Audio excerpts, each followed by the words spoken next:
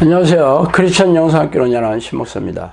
자, 오늘은 종교적인 사람들은 영적 세계를 알 수 없다는 제목으로 생각해 보도록 하겠습니다. 성경의 인물 중에서 성경 지식에 해박하고 희생적인 신앙 행위를 가장 많이 행했던 사람들이 누구일까요?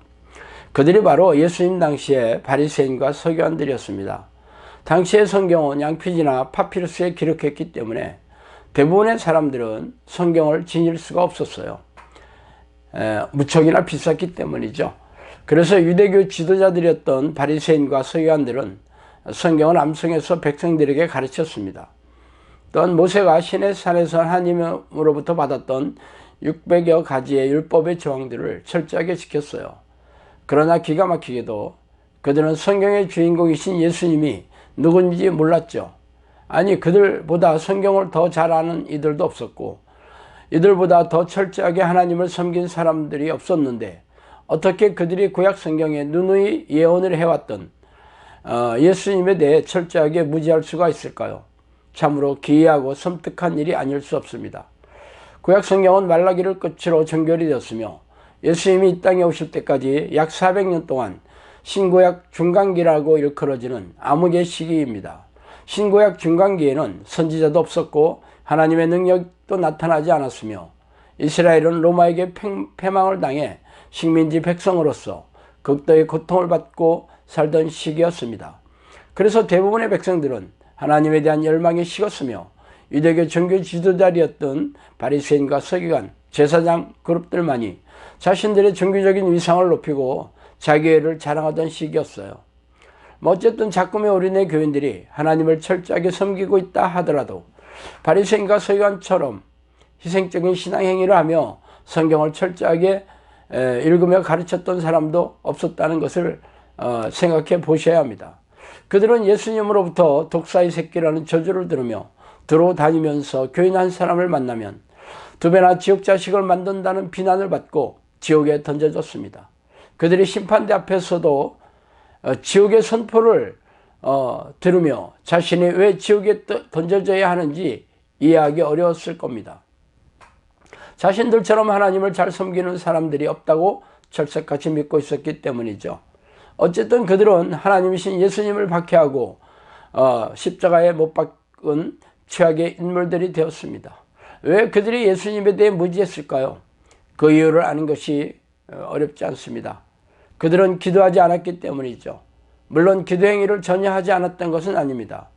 대부분의 백성들이 하나님에 대해 관심이 없었던 것과는 반대로 그들은 시장 한복판에서 옷을 찢고 죄를 뒤집어 쓴 채 큰 소리로 기도하곤 했습니다. 왜 그들은 사람들이 북적북적한 시장 한복판에서 기도하였을까요? 사람들이 자신의 기도 행위를 알아주기 바라서였죠. 말하자면 희생적인 기도 행위를 자기 의와 자기 만족으로 삼았던 것입니다. 이런 태도를 보신 예수님은 이들의 행위를 본받지 말라고 경고하시면서 골방에 들어가서 은밀하게 기도하라고 명령하셨습니다. 결론적으로 이들의 기도는 하나님과 사귀며 교제하는 기도가 아니라 자신의 종교적인 행위를 다른 사람들에게 보이고 자신을 만족시키는 자기 의에 불과했던 것이죠. 그래서 성경을 통째로 암송하며 백성들을 가르쳤지만 정작 성경의 주인공이신 예수님에 대해 무지했으며 십자가에 못 박는 만행을 저지르고 극악무도한 무리가 된 이유입니다. 그와는 반대로 예수님의 탄생과 이 땅에 오신 목적을 잘 아는 사람들도 있었어요. 그러나 백성들은 그들의 존재에 대해 전혀 몰랐죠. 그래서 제가 한번 소개해 드릴게요. 예루살렘에 시므온이라는 사람이 있으니 이 사람은 어렵고 경건하여 이스라엘의 위로를 기다리던 자라. 성령이 그 위에 계시더라. 그가 주의 그리스도를 보기 전에는 죽지 아니하리라 하는 성령의 지시를 받았더니 성령의 감동으로 성전에 들어가매 마치 부모가 율법의 갈래대로 행하고자 하여 그 아기 예수를 데리고 오는지라. 누가복음 2장 25절에서 27절 말씀입니다. 성경은 예루살렘에 거주하는 시므온이라는 인물에 대해 의롭고 경건한 사람이라고 소개하고 있습니다.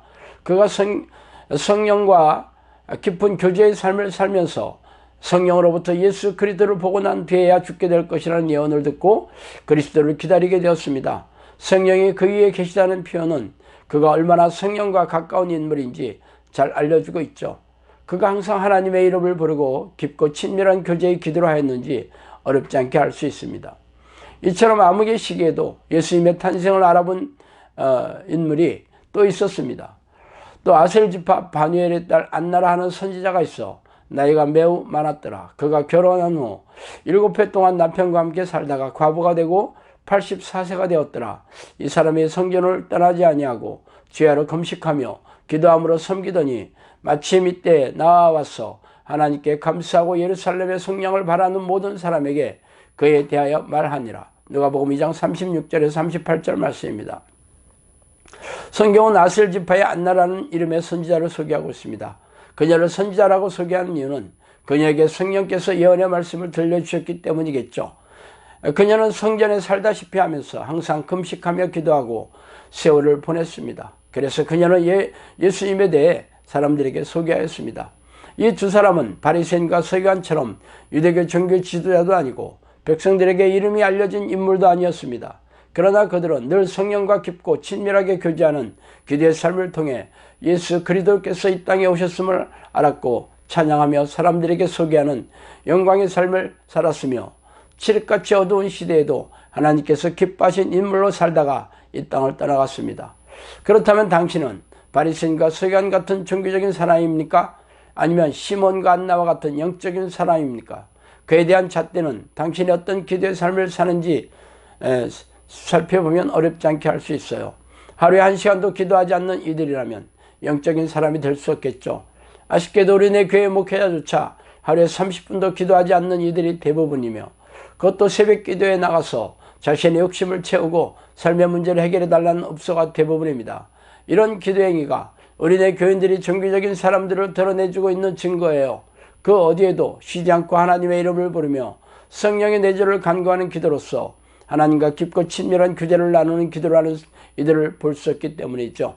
그래서 영적 세계에 영적 존재에 대해 무지하고 있어요. 하나님을 지식으로 알고 있지만 기적과 이적으로 자신의 존재감을 드러내시는 그러한 하나님을 삶에서 체험하지 못하고 있습니다. 그리고는 귀신 이야기를 하면 두려워서 입을 막고 있으니 기가 막힌 일이죠. 이들이 심판대에서 어떤 선포를 듣게 될지 아는 게 어렵지 않습니다. 바리새인과 서기관들의 뒤를 따라 지옥불에 던져질 것입니다. 자, 오늘은 여기까지 하겠습니다. 감사합니다.